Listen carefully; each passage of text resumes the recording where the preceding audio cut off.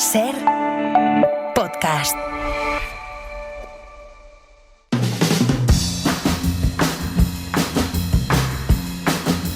Hoy por Hoy Magazine.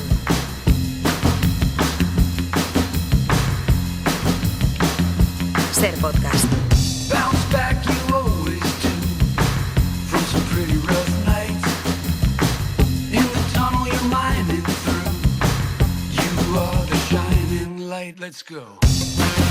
Una buena forma de aprender lecciones importantes en la vida es conocer los errores y aciertos de otras personas. La mujer de la que vamos a hablar esta mañana lo perdió todo, pero supo salir adelante. Era bisexual en una época donde eso, ser bisexual, era tabú, y sin embargo no se escondió. Vivió como le dio la gana y se dedicó a inspirar a otras mujeres para que hicieran lo mismo. Nuestro artesano nos habla hoy de Tamara de Lempicka, una de las pintoras más conocidas de la historia. Pablo Ortiz Arte, buenos días. Hola, ¿qué tal? Buenos días. Y yo no tenía ni idea, la verdad, de que esta artista, Tamara de Lempicka, fuera tan rompedora. Sí. En tantos ámbitos. Es muy sorprendente. Fue muy famosa en su día, a principios del siglo XX, y hay que recuperarla. Y por eso, y además, lo más importante de esta mujer es que su obra viene muy unida con su vida. Ajá. Ella vivía de la misma forma que pintaba y cometió errores, tuvo grandes aciertos y nos pueden servir. Ver sus cuadros nos ayuda a aprender de la vida, como tú has dicho, y por eso vamos a repasar las 3 grandes lecciones que esta mujer nos da. Para quien no le suene el nombre Tamara de Lempicka, igual sí le suena ver alguno de sus cuadros, porque ella estaba especializada sobre todo en retratos de mujeres glamurosas, muy ricas.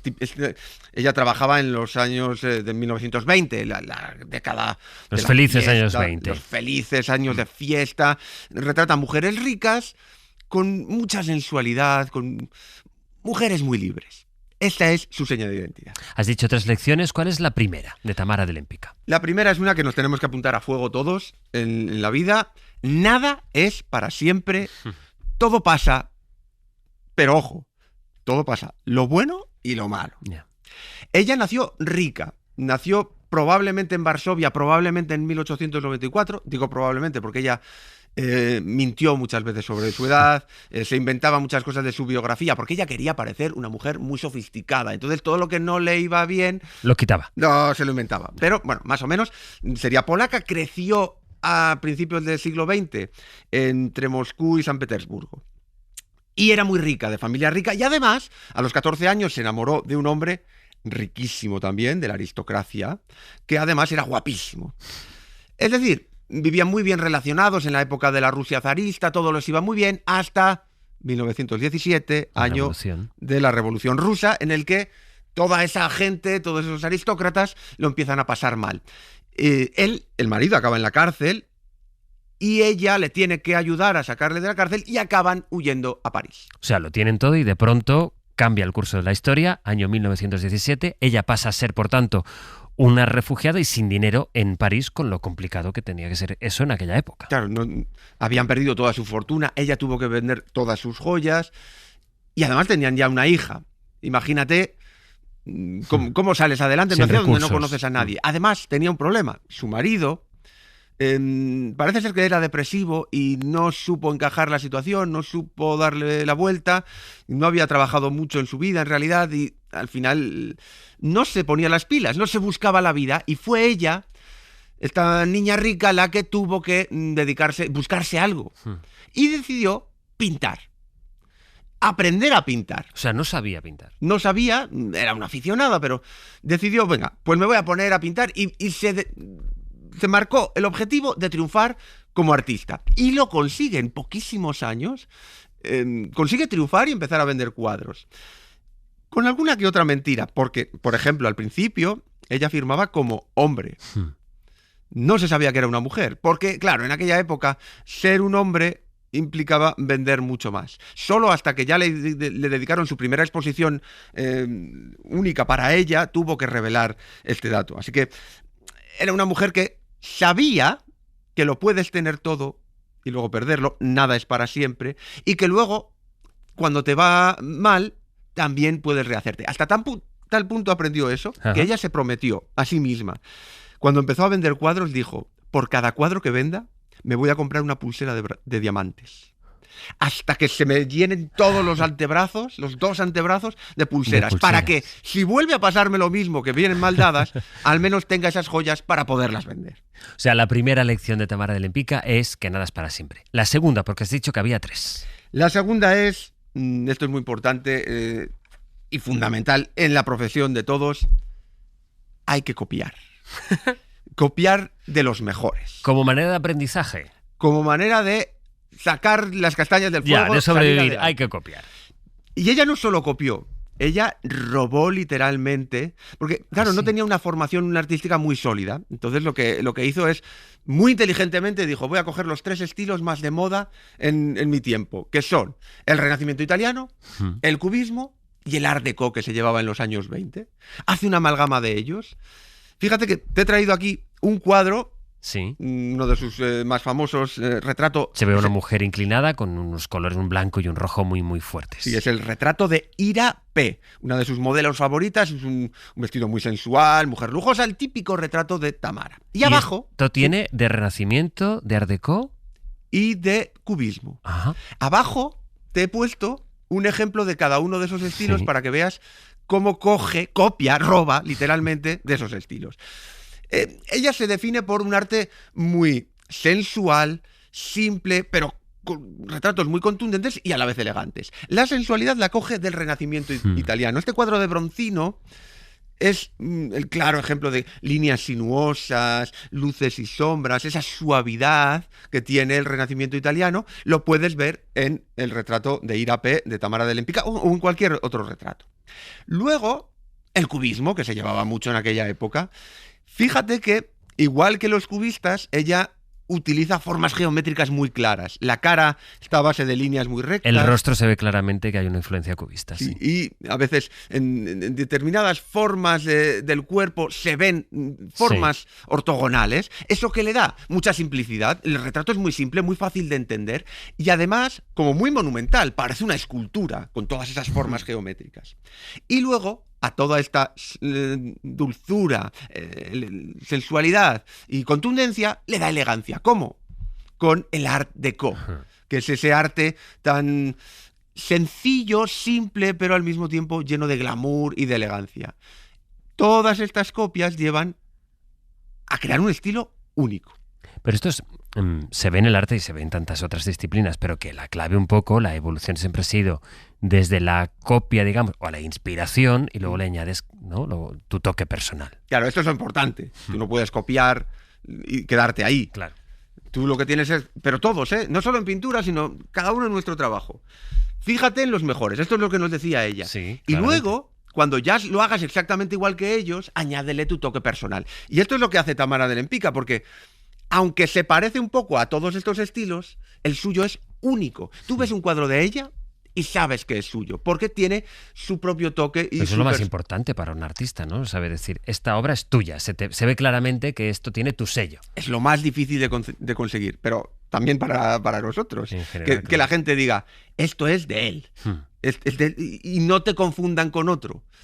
Saber copiar y añadir tu toque personal es fundamental en la vida.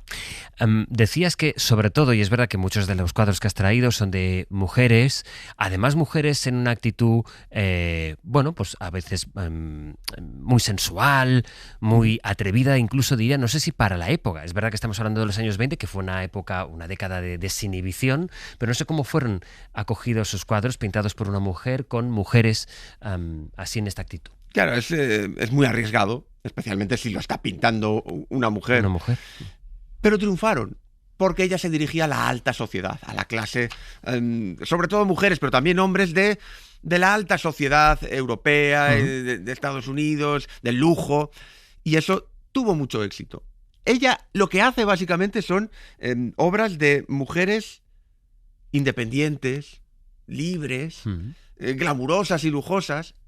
Son mujeres que viven exactamente como ella vivía, porque a ella le gustaba muchísimo el lujo, le gustaba exhibirlo, además tenía buenas relaciones con modistas, Coco Chanel era de sus favoritas, y llevaba los mejores vestidos, las mejores joyas, desfasaba bastante, le gustaba, tuvo ciertos problemas con la cocaína y además era libre completamente hasta aunque estaba casada, tenía muchísimos amantes. Hombres, pero sobre todo mujeres, porque ella era bisexual y tampoco se escondía. Todo esto lo vemos en los cuadros. Este retrato de la mujer glamurosa, libre, independiente, la nueva mujer de los años 20, se lo debemos en gran parte a ella, que las retrata así. Son mujeres seductoras que no tienen ninguna vergüenza y hacen lo que les da la gana. Está muy bien porque en la historia del arte, y especialmente hasta esa época, muchos de los retratos de la mujer sensual eran pintados por hombres desde la perspectiva masculina, y aquí la novedad está en que ella introduce la perspectiva, es decir, voy a pintarlas yo tal como yo las veo, ¿no? Claro, no es la primera vez que pasa, ya desde finales del 19 ya había mujeres que estaban haciendo esto, pero sí que es probablemente la que más éxito comercial tiene y por lo tanto la que más difunde esta imagen. Y te he querido traer aquí 2 ejemplos, Ajá. los 2 retratos de una de sus modelos favoritas que se llamaba Rafaela. Son cuadros, es el típico cuadro de una mujer tumbada, desnuda. Es como una maja desnuda, digamos, pero en su estilo. Sí. A lo largo de la historia del arte se han pintado miles y miles y miles de mujeres eróticas y desnudas o semidesnudas, iguales que estas. Sin embargo, esta vez la pinta una mujer bisexual. Y esto es muy importante, porque ella le pone deseo sexual a ese retrato, igual que lo hacen los hombres. Pero es una mujer. Estamos viendo aquí a una mujer tumbada. Normalmente cuando una mujer en actitud erótica y desnuda la pinta un hombre, vas a ver que es casi un objeto de disfrute del espectador, porque está pintada por un hombre para el hombre. Pero estas mujeres que pinta Tamara de Lempicka están disfrutando ellas. Están atrayendo al espectador, sí, tanto hombres como mujeres. Pero se lo está pasando bien la mujer. Fíjate que está en cómo el se cuadro. toca, Sí. se acaricia. Están disfrutando del sexo. Es una imagen de la sexualidad femenina, del disfrute de la sexualidad femenina, muy novedosa a principios del siglo XX. Y aquí está un poco la tercera lección de Tamara de Lempicka, ¿no? Haced como yo, vivid como os dé la gana, no como os digan que tenéis que vivir. Exactamente. Ella igual se pasa un poco porque estaba casada y tenía muchos amantes. Por cierto, que esta mujer, Rafaela, la que retrata tantas veces desnuda, ella se la encontró un día por la calle. Le pareció una mujer espectacular, quiso seducirla, la invitó a pintarle retratos y luego estuvieron un año ella posando, Tamara pintándola, y probablemente se cree que es una de sus amantes. Esta vida libre, una vida de lujos y excesos, ¿le pasó factura a ella personalmente? Bueno, sí, pues su marido, con esa libertad con la que vivía sus aventuras, tanto de hombres como mujeres, se separa. Ella se vuelve a casar con un varón nada menos, porque el lujo era muy importante para ella, pero a partir de los años 30 decae. Tiene menos ganas de triunfar, se le va la imaginación, se acaban los felices años 20 y bueno, se muda a Estados Unidos, acaba muriendo en México, pero nunca hizo un arte tan interesante como el que había hecho en los años 20. Murió en México, pero en 1980. Sí, o sea, hace muy poquito. Hace muy poco relativamente, sí. 83 años tenía. Si de la obra de Tamara Lempicka, Pablo, te tuvieras que quedar con un cuadro, ¿con qué cuadro te quedabas? Este de aquí. Apuntarlo bien. ¿Cómo se llama? Tamara en un Bugatti verde. Precioso el cuadro. Es un autorretrato de ella que además es muy, muy impresionante porque está conduciendo un Bugatti. Primero, una mujer conduciendo en los años 20 ya era desafiante y peligroso, porque esto era una cosa de hombre. Ya nos marca que es una mujer libre. El Bugatti es un coche carísimo, que ni siquiera ella misma se podía pagar. Ella tenía en realidad un Renault. No podía pagarse ese coche. Pero fíjate cómo nos mira. Con esos labios rojos, el guante elegante, el pañuelo, ese gorro, casco de cuero para no despeinarse. Es todo de una sofisticación, de una libertad, de una mujer independiente y libre. Fíjate que es verdad que ves el rostro y te da la sensación de que es como una estatua, una escultura de las que hay corriendo los edificios precisamente de la arquitectura de los años 30. Y una mirada brutal. Pues nos mira así como con los ojos entrecerrados, ¿no? Como escrutándonos, como desafiándonos. Nos está seduciendo y al mismo tiempo nos dice: soy inalcanzable, guapos. Y fíjate que el pañuelo está volando al viento. Lleva un pañuelo al cuello y está volando. Es decir, está pasando a toda velocidad. Nosotros estamos en la acera viendo cómo esta mujer sofisticadísima, peligrosa y seductora nos dedica una décima de segundo para mirarnos y decirnos: chao, chao, Busquen el cuadro Tamara en un Bugatti Verdi de Tamara de Lempica, la artista a la que hoy hemos dedicado los minutos del artesano. Pablo Ortiz de Zárate, muchas gracias y hasta el lunes que viene. Gracias a ti, hasta luego. Adiós. Para no perderte ningún episodio, síguenos en la aplicación o la web de la SER, Podium Podcast o tu plataforma de audio favorita.